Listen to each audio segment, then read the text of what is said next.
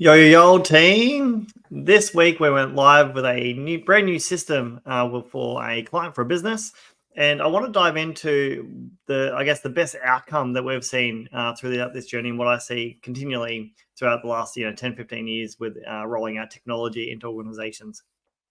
And it's not about the technology. And you might think, okay, I should say yes. You want to make sure the technology is going to be fit for purpose, and essentially it's going to be in the right position for the right time of your organization. So choosing the right technologies, that's all crucial, but that should all be done well in advance. Today I'm talking about launch day, and essentially you've done all the hard work, you've got everything in place, and now you're going live. And so when you go live, there's this conversation around, you can't essentially, most organizations can't run two systems, or you don't want them to run two systems side by side. So essentially you're doing a complete cutover. So you've been using one system up to a point in time, cutover, you start using the next system. That's how, I guess, the best approach when you want clean data and you want not double handling of information to multiple systems. So with all that said, what I want to dive into today is around the change process. Now, technology is one component of it. You want to make sure that's right, but that's everything you should have done up front. And the next step is around diving into the actual go live scenario.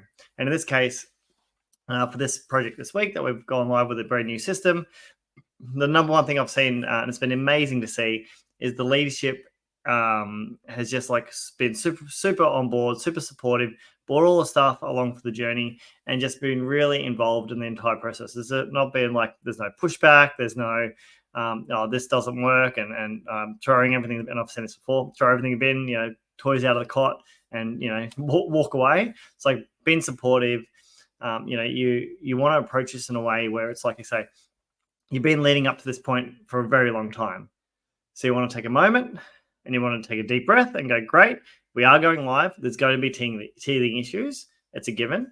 You can't essentially understand 100% of what's going to be required. So there's going to be teething issues. And so you're great. I understand that. So what do I need to do to make this the best next 3 weeks? Because you want that next 3 weeks to really be embedded.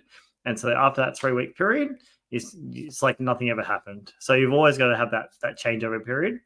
But the key takeaways for me this week from working with this particular business is the effective leadership. The leaders are proactive, transparent, honest. Like, the honesty is absolutely crucial, throughout the entire process. They set the tone for turning these challenges that happen into growth opportunities. And I think that's absolute key. The staff engagement. So the staff, they've had the staff involved early in the process to, one, know there's a big change coming, but two, to learn the new system, learn the new way of working, bring them part of the change. You want them part of the journey, right? So you need that's absolutely a crucial one. When it comes to going live and then handling all the bugs and the issues that happen on essentially day 1 and day 2 and day 3, is how do you handle those bugs? Do you throw your hands up in the air and walk away? In this case, no. They've gone in. They're going, yep, we found a bug. Let's work with the development team. Let's work with the vendor. Let's solve the bugs. Let's just get our hands dirty and get it done. And I think that's the best way of handling this situation. It's all about that collaborative problem solving, right? So, but that doesn't happen naturally to a lot of people. So you need to have that amazing leader that knows how to collaborate, problem solve, working with the vendor, working with the staff, coming together as one, and fostering that really positive environment. And I think that's this week's been a testament. I think this is a great example on how it should be for every organization, every leader, to not just go, that's not my problem, someone else will deal with it. No, get your hands dirty, get in there, get amongst it, and you'll have an amazing outcome. The next thing on top of that is around the continuous improvement, right? So you've done the hard work, you're 2 or 3 days in. Now you want to keep making sure that this transition period over the next few weeks is going to be very, very smooth.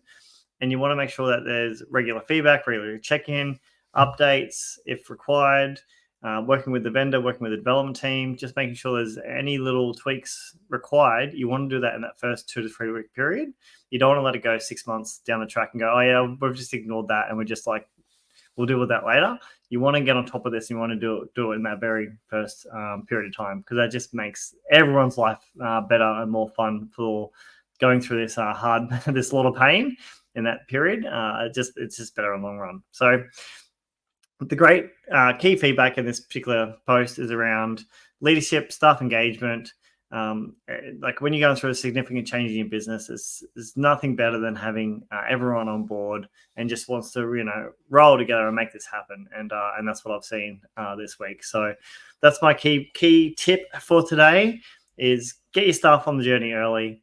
Make sure there's a key leadership person involved. It doesn't have to be you, the business owner, but it definitely needs to be a key leader involved. And this is a passionate project for them, and they just want to get everyone on board and make this an extremely positive change in outcome for the entire organization. All right. Thanks, gang. Cheers.